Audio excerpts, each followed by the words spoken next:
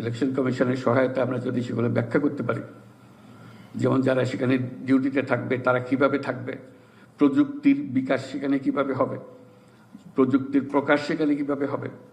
আমরা কন্ট্রোল রুমের কথা বলছি যে এক জায়গায় বসে আমরা সব জায়গায় দেখতে পারবো, বাংলাদেশের কোথায় কি হচ্ছে ছবিতে দেখতে পারবো, রিয়েল লাইফ অবস্থায় দেখতে পারবো, কিভাবে দেখতে পারবো।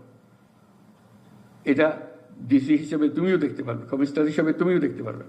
তোমার ডেস্কে এটা থাক, তোমার কন্ট্রোল রুমে তোমার কন্ট্রোল রুম থাকবে, সে কন্ট্রোল রুমে কোথায় কোন পোলিং বুথে কি হচ্ছে দেখা যাবে।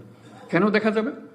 যেহেতু যারা ওখানে ডিউটিতে আছে তাদের একটা বডি ক্যাম আছে, বডি ক্যামেরা লাগানো, সেটা আছে। সে যেদিকে যাচ্ছে সে তার সামনে সে যা দেখছে তুমি দূরে বসে সেটা দেখছো। কোন সেন্টারে কি দেখতে চাও তোমার আঙ্গুলের ডগায় সেটা আছে, দিলেই সেই সেন্টারে কি চলছে তো তার সঙ্গে কথা বলতে পারবে।